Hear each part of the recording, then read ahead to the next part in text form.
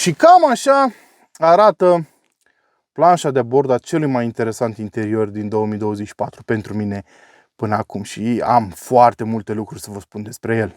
Și îmi place foarte mult detaliul ăsta de jos, unde în loc de o spiță tradițională care ar fi folosit o plastic, avem un element textil aici, da? Mi se pare genial cum au făcut chestia asta. Uitați-vă la detaliul de la această gură de ventilație. Uitați-vă cum se mișcă lamelele în spate. Și asta cred că este prima mașină la care cred eu că nu aș folosi Android Auto. Mașina ideală pentru DJ, în cazul în care ești DJ, poți să-ți cumperi mașina asta. Dacă vrei să iei electrică, poți să iei electrică. Dacă vrei să-ți iei diesel, poți să-ți iei diesel. Dacă vrei să-ți iei benzină, poți să iei și mild hybrid, poți să-ți iei și pură, cum este cea de față. Alte modele mai vechi, John Cooper Works, se simțeau mult mai rigide atunci când mergeai cu ele. Îmi place că au curajul să meargă împotriva curentului. Nu am cuvinte să vă descriu cât de entuziasmat sunt astăzi, pentru că vă voi prezenta o mașină cu adevărat specială din punctul meu de vedere. O mașină care cred eu că are cam cel mai interesant interior al anului 2024, cel puțin de până acum. Într-o lume în care toată lumea e concentrată pe poziționarea de televizoare pe bord și în care cam toate mașinile încep să arate la fel, mașina pe care o să vă arăt eu astăzi chiar mi se pare deosebită, mai ales la partea de interior, dar nici pe partea de condus nu stă prost, nici pe partea de practicalitate, nici pe partea de finisaje și materiale. O să vedeți imediat ce ne urcăm în ea, pentru că astăzi vă voi prezenta noul Mini Countryman în această versiune John Cooper Works, adică CR 300 de cai. O să vă explic ce s-a schimbat la exterior, ce s-a schimbat la interior și sunt foarte multe de spus la interior. O să vă arăt de ce mi se pare mie acest interior demn de numărul 1 pe 2024 până acum și o să și conducem, bineînțeles, să vorbim și de partea asta distractivă a lucrurilor. Deci stați cu mine pentru că am foarte multe lucruri să vă spun despre această mașină.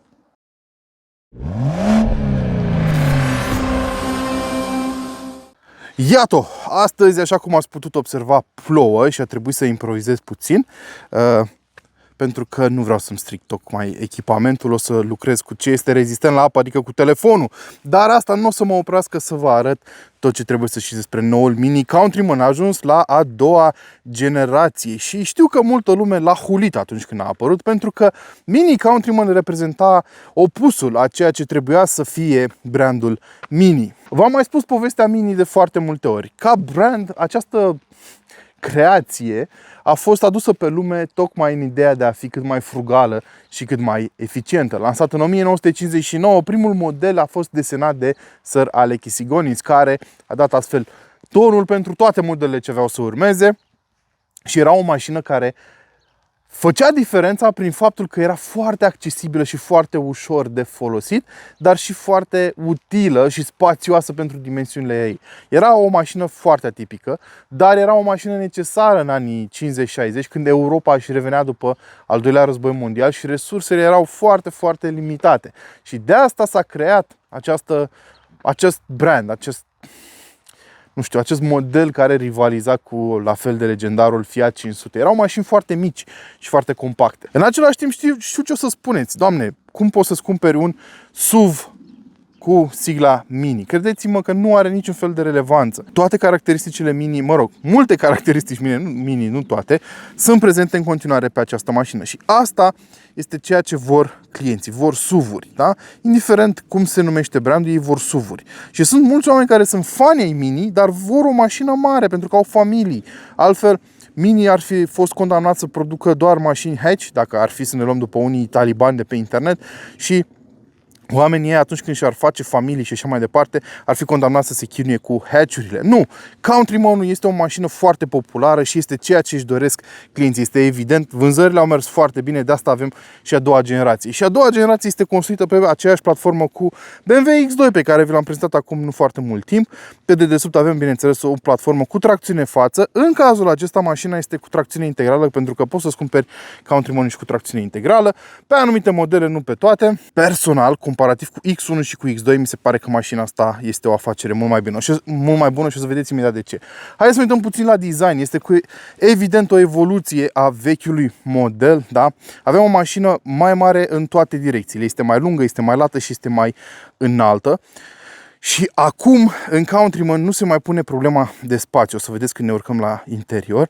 Este o mașină care arată bine din punctul meu de vedere. Și aici avem versiunea John Cooper Works, care este, dacă nu știați, echivalentul unui M, să-i spunem, sau unui RS. Este versiunea de performanță a acestei mașini. De ce spun versiunea de performanță? Păi sub capot avem un motor de 2 litri cu 300 de cai, care îi permite mașinii să facă 100 în 5,4 secunde. O să vorbim despre asta când trecem la volan. Dar îți dai seama că vorbim de o mașină John Cooper Works după design, care este un pic diferit față de ce găsești pe Countryman în mod normal. Avem o grilă aici cu niște elemente diferite în interiorul ei. Avem steagul tradițional aici sub sigla Mini, care este neagră în acest caz. Elemente roșii pe lateral, da, care să-ți atragă atenția. La fel steagul, leitmotiv aici în partea din mijloc. Da, arată foarte bine mașina și avem zone ample prin care se poate să treacă aerul pentru răcirea motorului din spate. Ce îmi place în același timp este că avem aceste detalii aici pe capotă, iarăși arată foarte bine, capacele oglinzilor roșii, acoperișul roșu și aici avem noile faruri cu tehnologie LED adaptivă, bineînțeles. Interesant este faptul că tu poți să configurezi modul în care arată aceste faruri. În acest moment farul este configurat să fie aprins pe toată circumferința lui, dar poți să setezi să fie aprinsă doar partea asta, doar partea asta sau doar partea asta sau tot. Ai 3 opțiuni de afișare și o să vi-l arăt când ne urcăm o mașină, că le putem vedea în sistemul multimedia.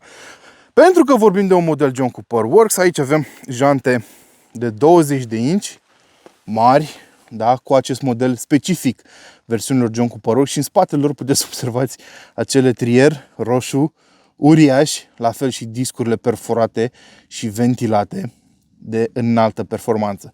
Și credeți-mă că fac o treabă foarte bună. Exact la fel ca X2-ul avem mânerele la același nivel cu panoul ușii și, bineînțeles, aici avem inscripția John Cooper Works All 4 pentru că vorbim de modelul de top.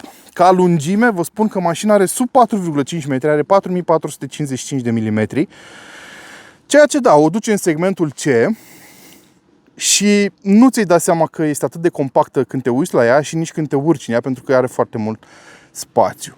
Din spate, iarăși, îmi place foarte mult cum arată. Văd un pic de Range Rover aici în porțiunea asta a capacului portbagajului și avem, iarăși, lumini cu foarte multe LED-uri în spate. Lumini care în continuare sunt și ele configurabile la pachet cu cele de pe față. Deci semnătura lor poate fi configurabilă. Vedeți că avem foarte multe LED-uri și atunci când semnalizezi se aprinde porțiunea asta din mijloc, da? Cu săgețile spre dreapta și o să vă arăt exact cum sunt și ele configurabile. Inscripția John Cooper Works aici în spate, bineînțeles, nu lipsește, să nu cumva să uite cineva. Și pe John Cooper Works, acesta este singurul model care vine și cu țevi de evacuare și vine cu 4 țevi de evacuare. O premieră pentru modelele mini și arată, așa cum puteți vedea, excepțional. Dar știu că foarte mulți oameni nu o să-și cumpere versiunea John Cooper Works, o să-și cumpere o versiune mai civilizată și mai accesibilă, cu siguranță.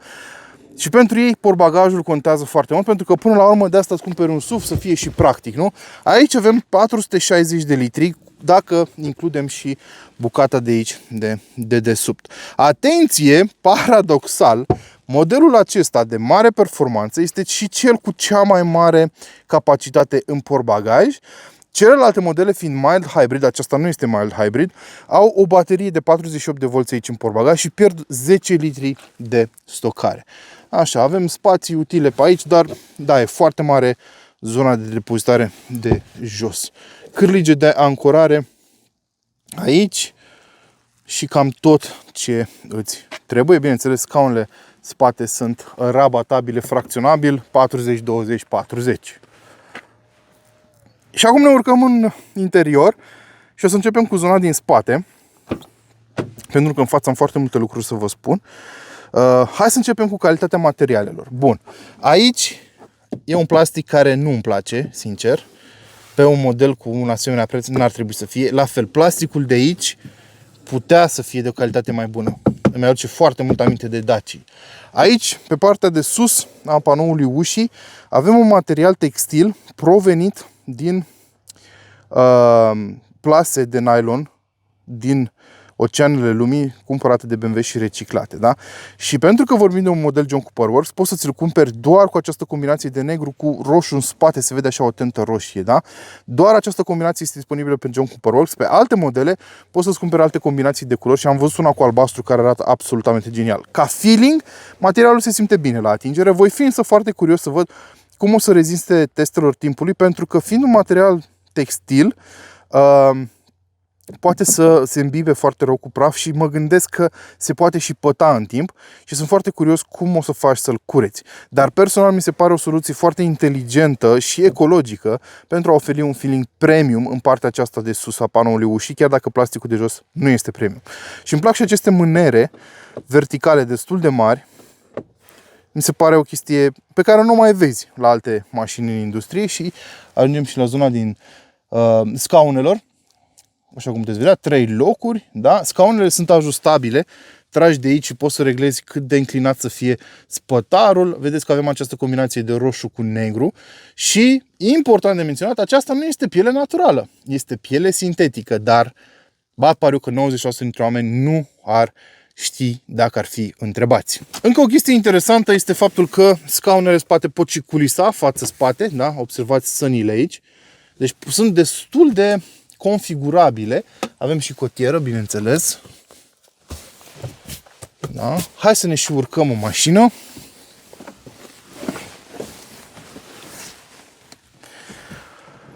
Și cam așa încape stimatul vostru prezentator în noul Mini Countryman în spate. Și atenție, scaunul față este cam cu 10 cm mai înapoi decât în mod normal, pentru că avem funcție de Easy Access, pe care am uitat să o opresc. Dar uitați cam cât spațiu am aici.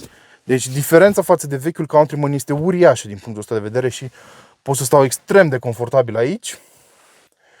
Inclusiv dacă vorbim de spațiu la cap. Deși aici avem o configurație cu plafon de sticlă, cu plafon panoramic, n-am nicio problemă în a avea loc aici la cap. Deci 4 persoane de dimensiunea mea ar încăpea fără niciun fel de problemă în această mașină, care a crescut, așa cum spuneam, destul de serios în dimensiuni. Și ce mai avem aici în spate? Un spațiu de stocare și aici o rotiță care îți permite să reglezi cam cât de mult aer să ajungă la pasagerii din spate. 2 porturi USB Type-C și cam atât. Și plasticul ăsta putea să fie cu siguranță de calitate mai bună. Și cam așa arată planșa de bord a celui mai interesant interior din 2024 pentru mine până acum și am foarte multe lucruri să vă spun despre el. Iată-ne, ajung și la partea din față, da? La fel avem același material aici pe partea superioară a ușii, care mi se pare foarte ok. Tweeter de la sistemul audio Harman Kardon, da? Mânerul de la ușă. Și aici avem un material moale în această zonă. În spate este tare bucata asta. Și iarăși plastic care, sincer, nu cred că este de nivelul unui produs premium. Ar fi putut să fie ceva mai bun. Și aici avem scaunele față. Da? Vă spuneam, pentru că este un model John Cooper Works, tot interiorul este făcut în combinația asta de roșu și negru, care sunt culorile tradiționale John Cooper Works. Avem o combinație de piele sintetică cu textil, da? Și bineînțeles puteți să cumpărați aceste scaune în configurații diferite, culori diferite și așa mai departe. Avem reglaj electric pentru scaune, cu suport lombar și masaj inclus, pentru că vorbim de o mașină dotată complet. Dacă e ceva ce nu-mi place la interiorul acesta, surprinzător pentru mine, sunt aceste scaune. Cumva nu prea am reușit să îmi găsesc locul în ele. Nu știu exact de ce. Nu-mi place nici faptul că nu avem extensie aici pentru șezut și personal mi se pare că suportul lombar, chiar și în cea mai joasă poziție, pentru mine este un pic prea sus. Și nu mi-am găsit o poziție confortabilă în aceste scaune. Poate e defect suportul lombar de la scaunul ăsta. Nu știu, m-am mai așezat într-un scaun care nu avea această dotare și nu era John Cooper Works și așa mai departe și în ăla am stat mai confortabil. Posibil să fie o problemă punctuală a acestui model. Cert este că dacă vreți să vă luați o mașină, fiți atenți la scaune. Dacă vreți să vă luați Countryman-ul ăsta, urcați-vă într-unul și vedeți dacă e confortabil pentru voi. Dragii mei, și odată ajunși la bord, avem foarte multe lucruri despre care să vorbim și foarte multe detalii interesante. În primul rând, volanul. Mi se pare absolutamente genial. Ignorați aceste urme pro afară și am stropit un pic mașina. Mi se pare absolutamente genial. Este gros, așa cum îmi place mie, da, să îți dea o impresie de soliditate, așa, cu cusături contrastante roșii. Și îmi place foarte mult detaliul ăsta de jos, unde în loc de o spiță tradițională care ar fi folosit o plastic, avem un element textil aici, da? Mi se pare genial cum au făcut chestia asta. John Cooper Works, bineînțeles, n-are cum să lipsească. Uitați-vă la padele, sunt cu auriu. Cât de tare este detaliul ăsta. Da, deci îmi place foarte, foarte mult acest volan. L-am cam murdărit. Da, e doar apă. Nu e o problemă. În spatele lui aici avem o cameră care îți supraveghează fața atunci când conduci mașina. Pentru sistemele avansate de asistență la conducere și aici este head-up display-ul. Da, zona de aici are un plastic care nu îi face cinste mașinii, dar pe de altă parte aici o să ajungi foarte rar, nu o să te deranjeze. Pe toată planșa de bord avem acest material textil, vă spuneam, care provine din fibre reciclate. Uitați-vă la detaliul de la această gură de ventilație. Uitați-vă cum se mișcă lamelele în spate. Mi se pare foarte, foarte fain și acest detaliu. Manetele pentru diferite funcții ale mașinii. Aici avem un buton dedicat pentru lumini, dar tot controlul se face din instrumentarul de bord. Înainte să trecem la instrumentarul de bord, știu că sunteți curioși de el, avem aici o cotieră ajustabilă, da? Cu un spațiu de stocare aici și aici avem încă o zonă de stocare, da? Cât de tare e asta? Ai așa un coșuleț aici. Nu poți să-l scoți de aici, dar uitați-vă cât de bine arată. Îmi place maxim. Două suporturi de pahare, iarăși în zona de stocare aici o plită de încărcare wireless și iarăși, vedeți, avem material textil aici și panoul de control pentru multe funcții. Iarăși, într-o lume în care se pare că există doar două soluții pentru schimbătorul de viteze, deci ori poziționarea lui pe consola centrală, ori poziționarea pe coloana de direcție, ori pe ecran, dar aia e deja o excepție. Iată că Mini a făcut un selector de viteze în stilul clasic al butoanelor din modelele vechi care aveau o formă asemănătoare a celor dintr-un cockpit de avion. Da? Avem alte funcții accesibile aici și ăsta este butonul de la care poți să pornești motorul. Uitați-vă cât de bine arată și de aici poți să schimbi experiențele de la bordul mașinii, adică modurile de condus. Pe Mini se numesc experiențe și ajungem și la regele show-ului, la acest ecran OLED care vine în standard pe toate modelele Mini Countryman. Faptul că este OLED înseamnă că are un contrast foarte bun și că se va vedea foarte bine orice informație de pe el și va semăna foarte mult în modul în care arată cu ecranul unui telefon, unui smartphone. Da? Ce poți să faci din el? Poți să treci prin diferite meniuri, așa cum puteți să vedeți, da? Făcând slide așa. Haideți să-și pornim mașina ca să avem acces la mai multe lucruri. Apropo, în caz că n-ați văzut, am făcut așa ca să o pornesc și tot așa faci ca să o oprești. Da? Deci învârți de chestia aia, care e un feeling, cum să zic, e un mod inteligent de a aduce feeling-ul vechi, de a învârti cheia în contact în secolul 21. Bun. Cum vă spuneam, așa arată sistemul de infotainment. Da, aici e secțiunea pentru telefon, navigație, hai să vă arăt cât de bine se mișcă și hărțile, da? Se mișcă foarte bine. Nu are niciun fel de problemă. Singura ezitare pe care am observat-o în acest sistem de infotainment este trecerea asta între diferitele meniuri, da? Widgeturi. Acesta este Spike, este asistentul personal de pe noile Mini, căruia poți să-i dai comenzi vocale. Hai să vedem. Hey Mini. Hey Mini. Play radio. 89.5 FM. Deci funcționează destul de bine, l-am tot testat, funcționează destul de bine. Mi se pare că se mișcă așa cum ar trebui. Aici avem vremea. Și îmi place foarte mult cum au lucrat la grafică, la fiecare meniu. Uitați cât de bine arată. Da? Poți să intri pe fiecare zi și să-ți arate cum va fi vremea. Ce mai avem aici? Date despre mașină. Am greșit eu. Date despre mașină. consum și așa mai departe, jurnalier, tot ce trebuie. Ce mai avem aici? Aici avem un ecran care îți arată ce se întâmplă în jurul tău atunci când folosești sistemele de asistență la rulare. În momentul ăsta nu avem nicio mașină în jurul nostru, calendar, dată și așa mai departe. Și asta este doar prima parte a ceea ce poate face acest sistem. Uitați-vă câte aplicații mai avem în back-end, inclusiv Android Auto. Și asta cred că este prima mașină la care cred eu că nu aș folosi Android Auto și vă explic și de ce. Atunci când folosești Android Auto, toată informația este afișată într-un dreptunghi aici pe ecran, care strică toată armonia lucrurilor de aici. Aș prefera să folosesc aplicația de navigație standalone a mașinii și toate celelalte funcții decât să folosesc Android Auto. Poți să-ți reglezi, cum vă spuneam, luminile de rulare pe timp de zi, da? Semnătura luminoasă. Poți să o lași așa cum este setată în acest moment sau poți să treci pe...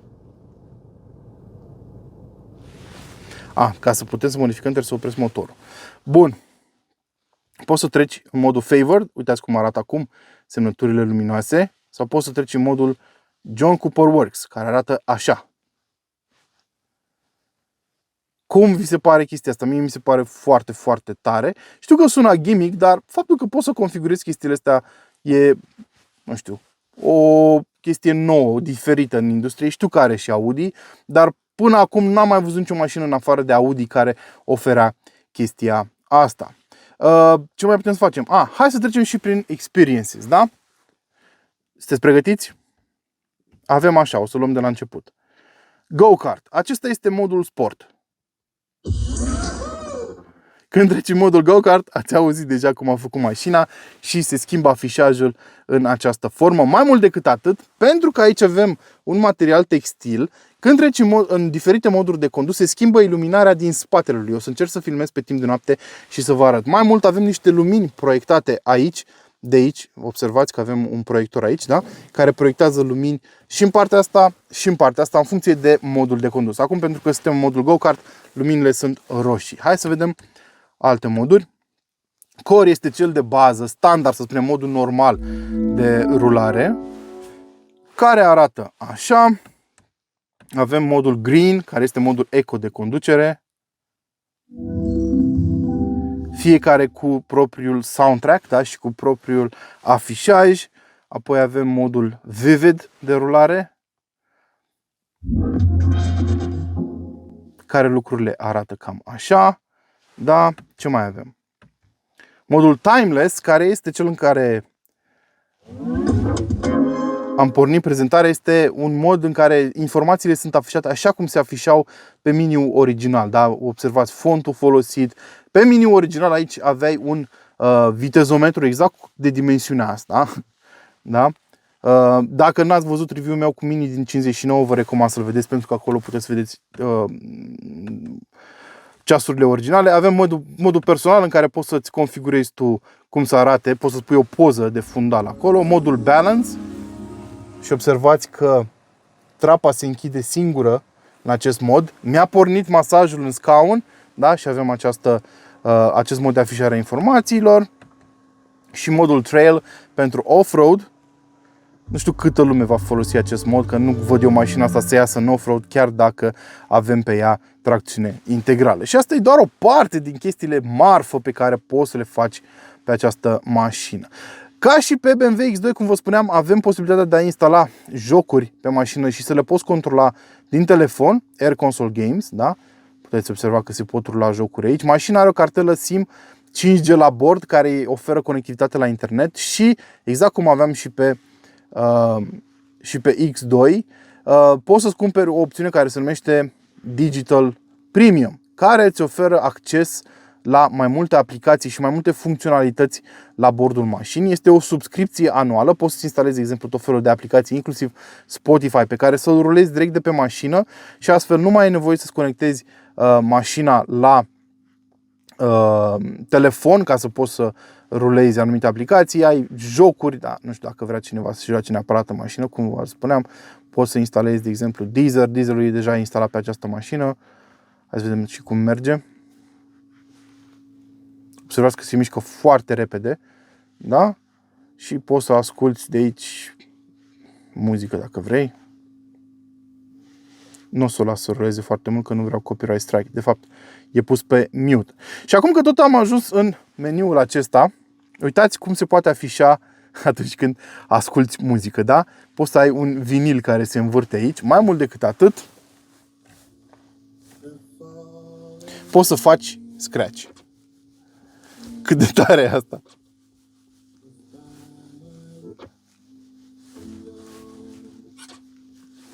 Da. Mașina ideală pentru DJ, în cazul în care ești DJ, poți să-ți cumperi mașina asta. Încă o chestie care îmi place, știu, nu este esențială, dar îmi place foarte mult. Și, repet, totul este făcut cu grijă.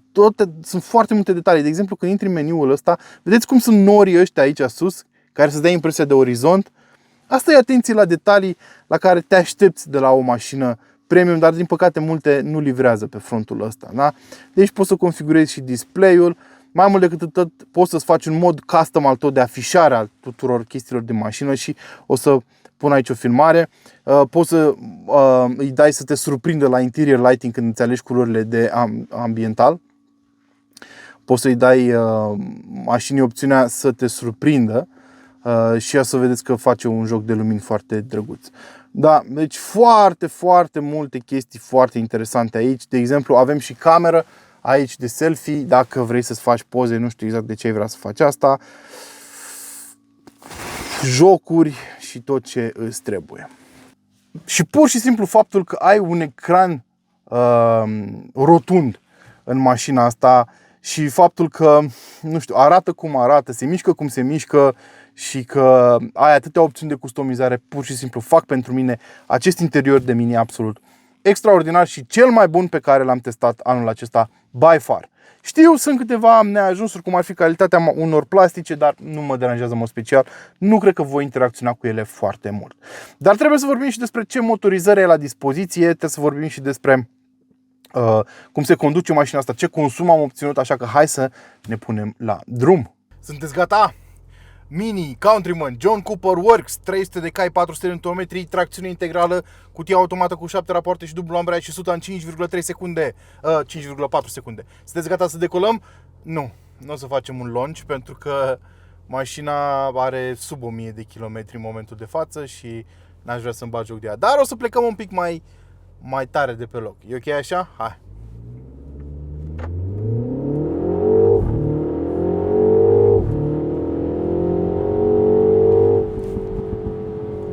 Suta, probabil că mi-a luat un pic mai mult de 5,4 secunde să o ating, dar n-am vrut să bruschez mașina de pe loc, să o supun la niște eforturi inutile, pentru că e încă în perioada de break-in. Da? Deci sub 2000 de kilometri oricum te limitează foarte multe mașini de performanță să faci launch control și chestii de genul ăsta, sau să treci peste un anumit număr de turații pentru a proteja componentele motorului. Dar mașina se conduce absolutamente genial, chiar și așa, chiar dacă nu o duc până la limită. Să trecem peste denivelarea asta.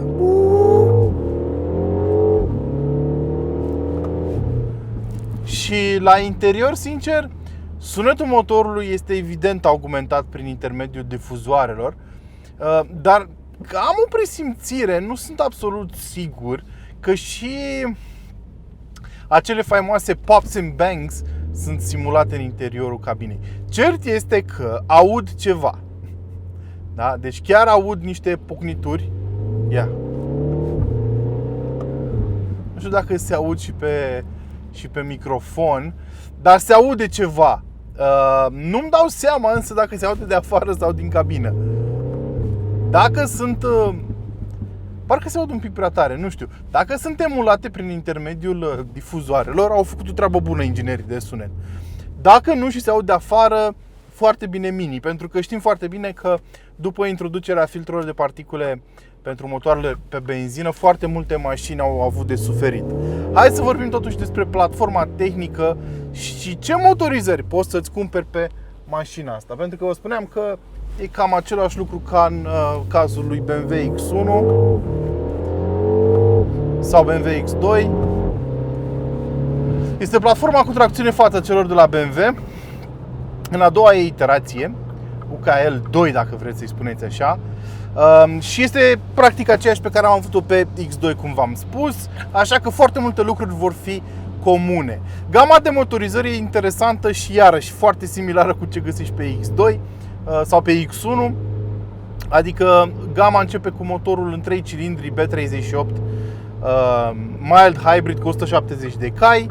Apoi urmează o motorizare pe benzină care se numește Cooper S, da? Și are 218 cai, o creștere puternică față de vechile generații care aveau sub 200 de cai pe Cooper S, da? Dar cu motor de 2 litri benzină 4 cilindri în linie B48, același pe care îl avem și noi pe mașina asta. Sau poți să urci la nivelul de top John Cooper Works, pe care îl conducem noi astăzi, care are același motor de 2 litri 4 cilindri în linie, turbo, cu 300 de cai, o scădere mică față de generația trecută care avea 306 cai și 400 de Nm, cuplu care este transmis către toate cele 4 roți cu ajutorul unei transmisii, de data aceasta cu dublu ambreiaj și 7 rapoarte. Înainte aveam un iSyn cu 8 rapoarte pe modelele John Cooper Works, în timp ce versiunile mai domoale, să le spunem, aveau tot o transmisie automată cu 7 rapoarte și dublu ambreiaj. Și pe partea de diesel, da, ai și o versiune cu 163 de cai putere, cu 2 litri diesel sub capotă. Și mai există și două versiuni electrice. De altfel, da, se spune de foarte multe ori că versiunea John Cooper Works este cea mai puternică din gama Mini, dar odată cu introducerea mașinilor electrice, lucrurile astea se schimbă, pentru că poți să-ți cumperi și Mini Countryman electric într-o versiune cu 313 cai, cea de top. Aceea devine practic cea mai puternică din gamă. Sau poți să-ți cumperi o versiune intermediară cu 204 cai, tot electrică. Deci ai cam toate versiunile de care ai putea avea nevoie disponibile. Dacă vrei să iei electrică, poți să iei electrică. Dacă vrei să-ți iei diesel, poți să-ți iei diesel. Dacă vrei să-ți iei benzină, poți să iei și mild hybrid, poți să-ți iei și pură, cum este cea de față, cu 300 de cai, cum vă ziceam, și 100 în 5,4 secunde și viteză maximă 250 de km/h. Dar nu asta te va interesa în primul rând, ci modul în care se conduce. Și dacă e ceva ce îmi place în mod special, este modul în care răspunde acest motor inputului tău. Cutia de viteze e acolo cu tine, se mișcă foarte bine, dar nu are incensivitatea pe care o avea DCT-ul de pe un M3, de exemplu, pentru că este cu totul alt tip de cutie cu dublu ambreiaj.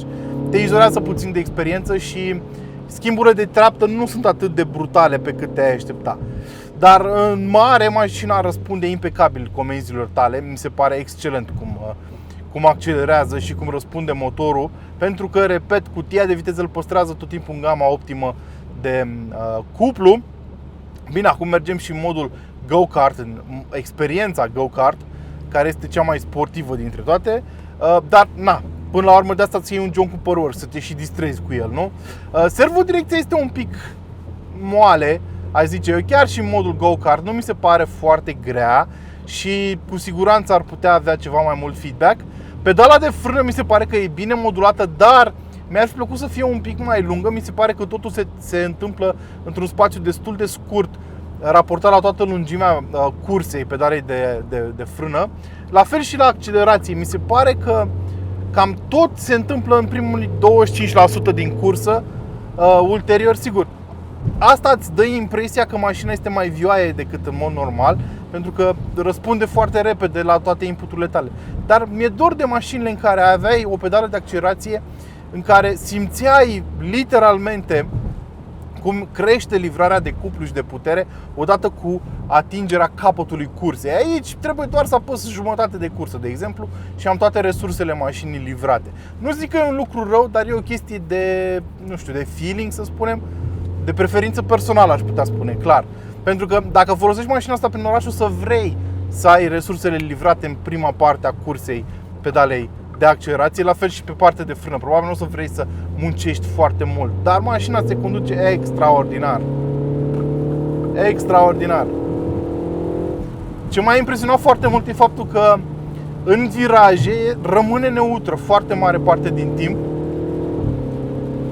și are foarte multă aderență laterală. Mi se pare că sistemul Mini All4 funcționează impecabil, dar e un sistem de tracțiune integrală de tip Haldex, adică mașina de foarte multe ori va trimite putere doar pe puntea față și puntea spate va primi resurse în momentul în care aceasta simte o lipsă de aderență. Dacă o treci în modul go-kart, mașina trimite constant putere pe puntea spate, în proporții variabile. Niciodată nu se poate să aibă 100% pe spate, asta este clar.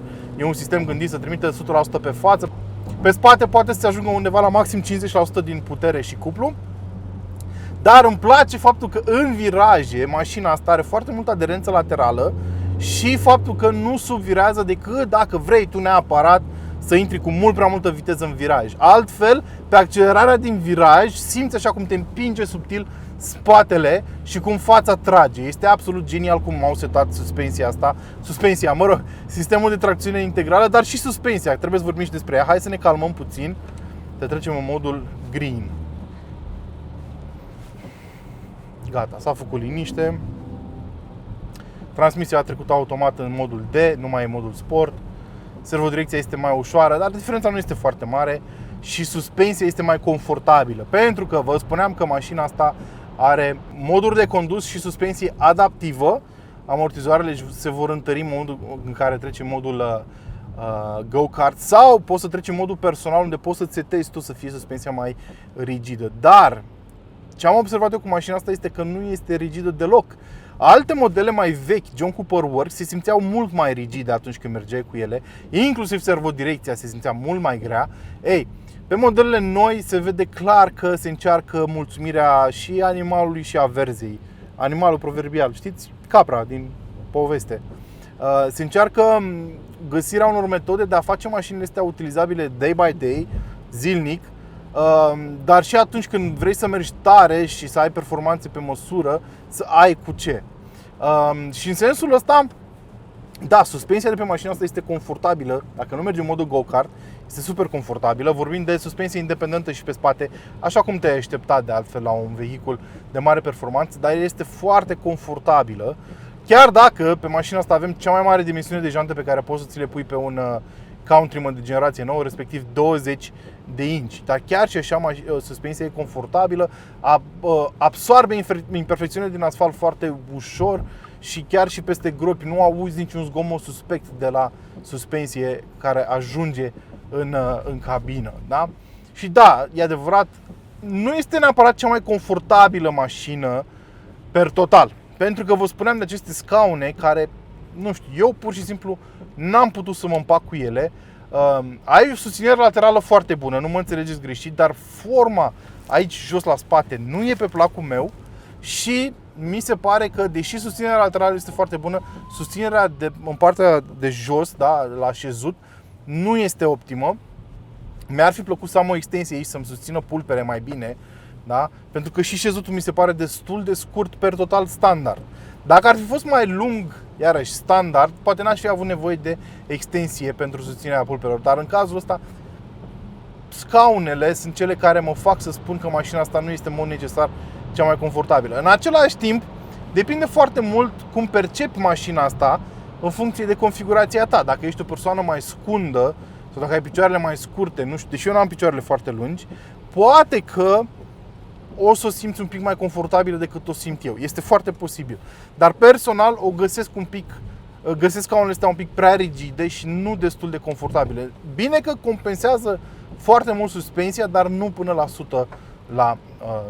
100%. Acum, știu, poate că o să par nebun, dar unii dintre voi veți fi interesați și de consum. Mi-am făcut testul meu uzual de consum cu mașina asta și pot să vă spun așa. În București plouă de 2 zile, am mers cu ea în traficul clasic de București de ploaie, știți foarte bine, bucureștenii își folosesc mașina pe post de umbrelă. Consumul mașinii în acest tip de trafic a fost de undeva la 15 litri la 100 de km, între 14 și 15, cam așa. Ceea ce personal mi se pare ok, având în vedere că ai 300 de cai la dispoziție, da? Mașina nu e foarte grea, are undeva la 1700 de kg, mi se pare super ok pentru un SUV de dimensiunea asta. Și da, 15 pentru o mașină cu 300 de cai în traficul ăsta mi se pare ok. Chiar mi se pare ok. Știu că o să spuneți mulți, wow, că am înnebunit, dar gândiți-vă că mașina mea nu are 300 de cai. Are un motor mult mai mic, este mult mai mică per total și consumă 10-11 în București. Deci mi se pare super ok. Pe DN, consumul obținut de mine a fost de 6,9, undeva acolo sub 7, ceea ce iarăși mi se pare excelent, în timp ce pe autostradă consumul s-a stabilizat undeva la 8,5, mergând cu 130 de km pe oră. Iarăși mi se pare super ok, având în vedere resursele la dispoziția ta. Și da, pe reprize, pe autostradă, mașina asta este greu de bătut de foarte multe mașini, trage ca o nebună și îmi place de mor. De altfel, probabil ați observat că mi-a plăcut foarte, foarte mult mașina asta și îmi place foarte mult abordarea Mini. Îmi place că au curajul să meargă împotriva curentului și mi se pare un contrast puternic cu ceea ce oferă BMW. V-am arătat foarte multe detalii de la bordul mașinii asta și sigur am uitat foarte multe. Uneori e greu să ții minte toate detaliile, o să mi le spuneți voi în comentarii ce ați mai observat. Dar sunt chestii pe care le observ tot timpul, de exemplu Spike, care e tot timpul aici lângă tine și îți poate da tot felul de tips cu privire la ce să faci cu mașina. Da? De exemplu, dacă îți alegi Digital Premium, da? Din pachetul Mini Connected, atunci când te urci în mașină, o să ai afișat sau ajungi într-un oraș nou, o să ai afișat undeva în partea de jos, o să ai afișate cele mai importante atracții din jurul tău. Da? Ai aplicații pe care le poți instala standalone în acest sistem și cum de exemplu puteți să vedeți acum ascult Deezer, da? iTunes Radio, Spotify, poți să asculti muzică folosind sistemul on-board și cartela on-board de la mașină. Acel sistem de subscripții Digital Premium de care vă spuneam costă 450 de lei pe an, este oferit gratuit primit 2 ani și îți oferă acces la foarte multe funcții și îți acopere și tot traficul de internet. Deci, nu știu, poate fi o afacere bună, poate nu știu. Știu că toată treaba asta cu prescripțiile va urzica foarte mulți, cu subscripțiile va urzica foarte mulți dintre voi în comentarii, dar partea bună e că nu vă obligă nimeni să vi le luați. Și apropo de abordări originale, da, spuneam că mi se pare interesant atenția la detalii pe care o au Mini, acest display care merge contra curentului, unde trebuie să avem televizoare mari, cât mai mare aici, da, pe bord. Îmi place cum au făcut acest bord textil cu iluminare din spate, cu proiecție de lumină pe el. Foarte, foarte multe chestii foarte mișto la mașina asta. Sunt și chestii mai puțin plăcute, bineînțeles, cum ar fi și prețul. Da? Pentru că, normal, toate lucrurile astea costă. Prețurile pentru Countryman în România încep de la 36.500 de euro, dar pentru versiunea de bază, da, nivel de echipare de bază, motorizare de bază cu motorul de care vă spuneam 1.5 în 3 cilindri. Apoi, în funcție de cum o echipezi, poate să crească foarte mult în preț. Mașina asta, John Cooper Works, are un preț de pornire de 52.000 de euro. Modelul pe care îl vedeți aici este însă 61.000 de euro pentru că este complet echipat. Nu mai poți să pui nimic în plus pe el. Sigur, nu știu câtă lume o să-și cumpere versiunea asta. Eu vă spun că am testat și motorizarea de 1.5 în 3 cilindri. Am testat-o pe BMW X2. Dacă n-ați văzut clipul, vă rog să-l vedeți, este cel postat înaintea acesteia. Și mi s-a părut că se descurcă excelent. Nu ai nevoie de toată performanța asta cu siguranță. Și mi s-a părut că versiunea în 3 cilindri are și un consum bun. Mi s-a părut că e bine echilibrată și așa mai departe. Vreau să-mi spuneți voi ce ați alege. Pentru că mai e o chestie, trebuie să vorbim de rivali. Și rivalii pentru această mașină sunt BMW X1, Audi Q3, Mercedes-Benz GLA, Volvo XC40. Și personal, eu asta aș alege. Vă spun, mi-a plăcut atât de mult. Poate că m-aș înțelege și cu scaunele la un moment dat, nu știu, poate mi s-ar suda într-un alt fel vertebrele și aș putea să suport scaunele astea pentru călătorii ceva mai lungi. Dar personal, la cum arată și interiorul ăsta și ce detalii are, mi se pare că mașina asta are atât de multă personalitate încât aș alege în fața lui X1, aș alege în fața lui X2, aș alege în fața lui GLA fără niciun fel de problemă, XC40 niciun fel de problemă. Îmi place atât de mult.